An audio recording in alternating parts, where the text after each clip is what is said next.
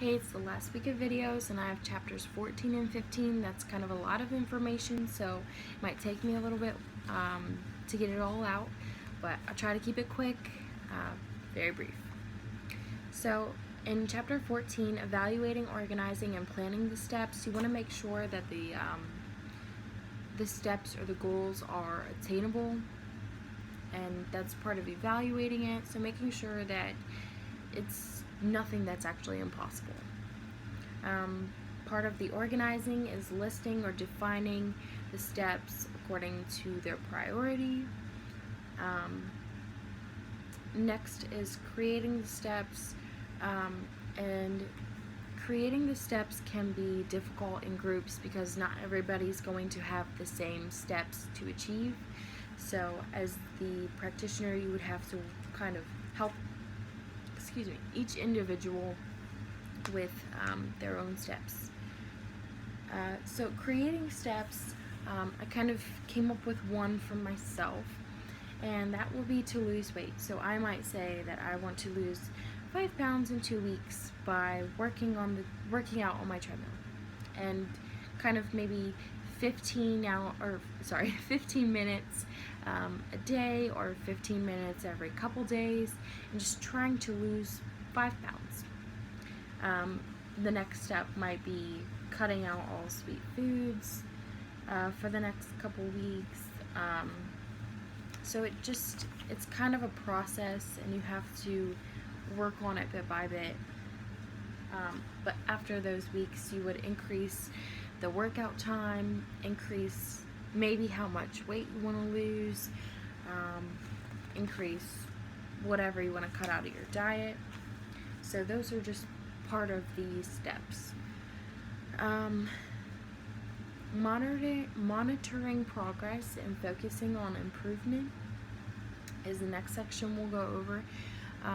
So monitoring progress helps the client to determine if they are happy with the progress that they've made so far. And in this section, I really love the idea that the book gave, and it said that you could use a 1 to 10 scale to see how satisfied the client actually is with the progress they've already made.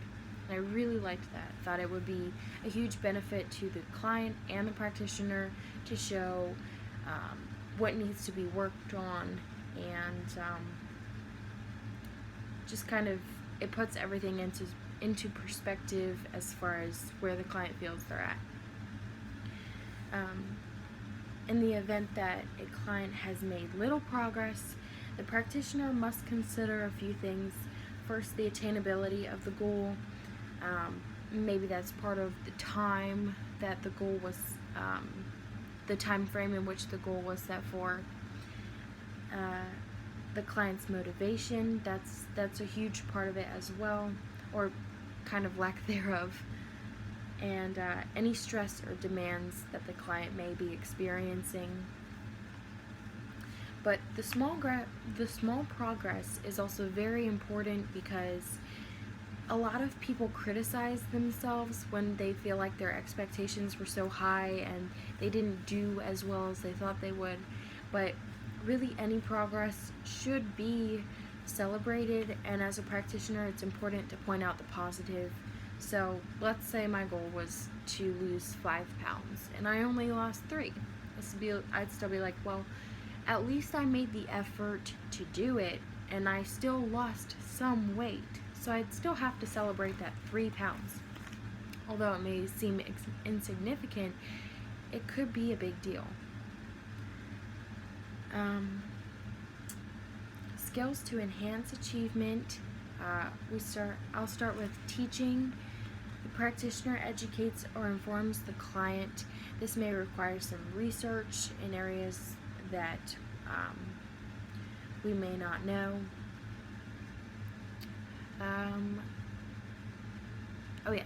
The introduced information and behaviors may help to form a task, but the client must be willing to take on that task. It has to be desired. Next is directing.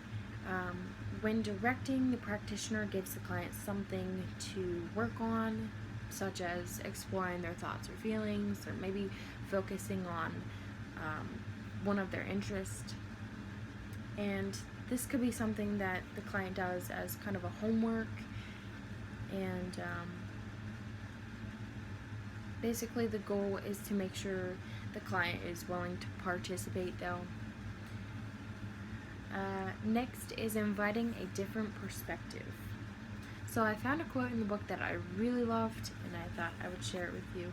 It says, sharing another perspective invites clients to experience feelings, thoughts, behaviors, or situations in a new way. So that may help the client to kind of change their behaviors or thoughts. And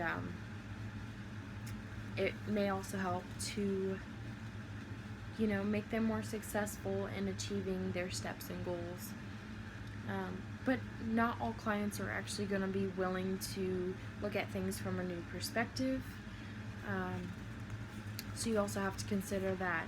But the use of questions helps with new perspectives. Next is giving feedback.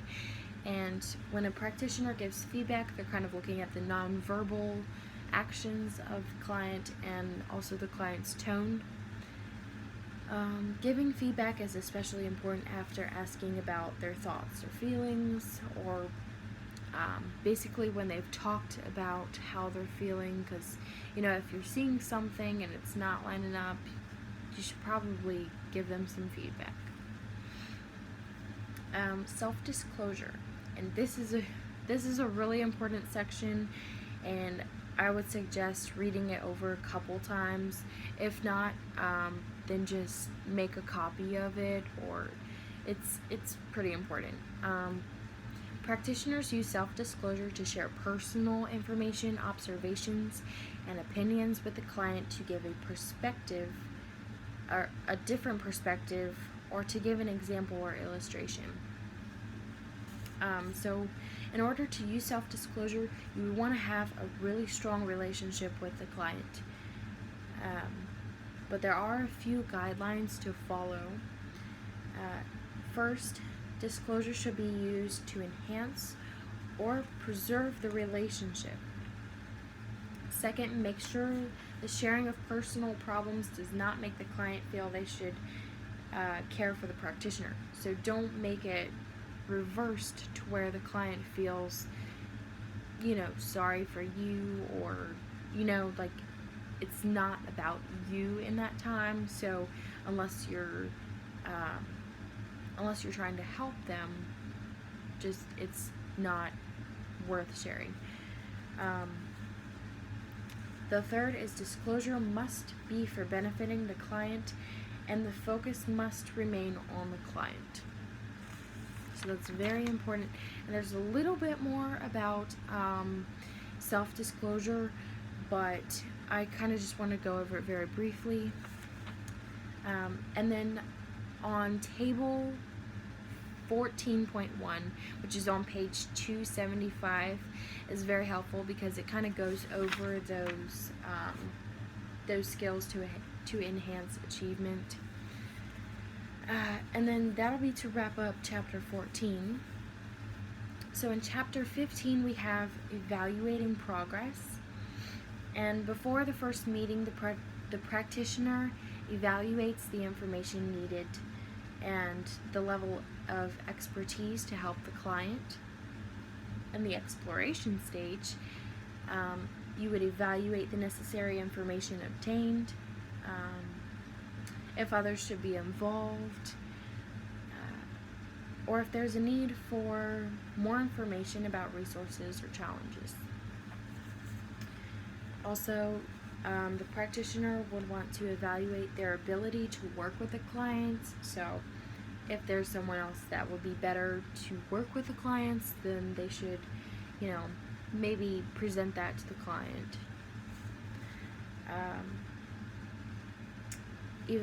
Evaluations after each session will help to determine if the client feels heard and if the practitioner and client relationship is strong or if it's strengthening.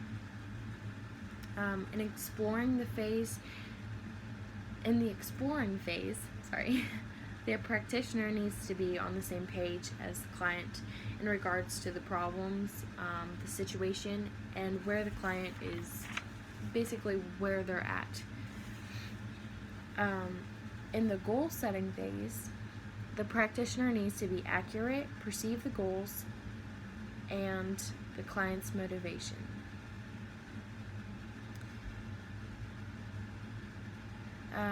In the action phase, the practitioner and client agree on the development of a goal or plan.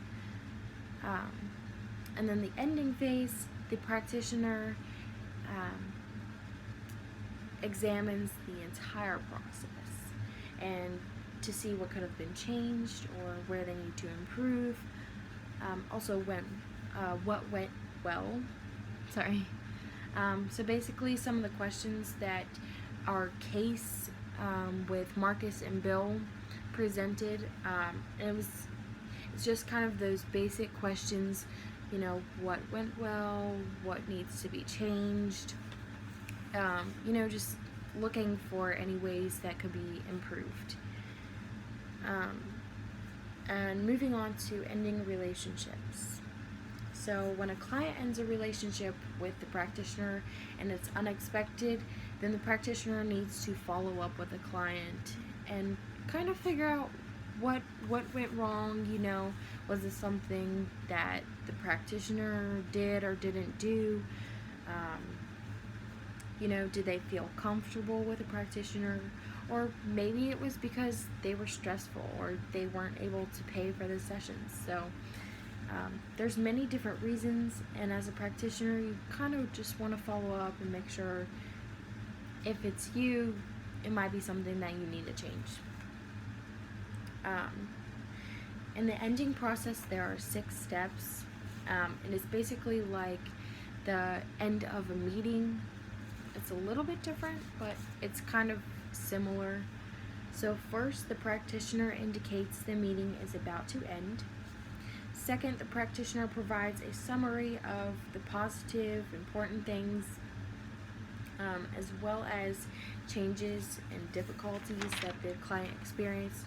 So you'd want to go over kind of the good things and the bad things that the client has focused on or changed.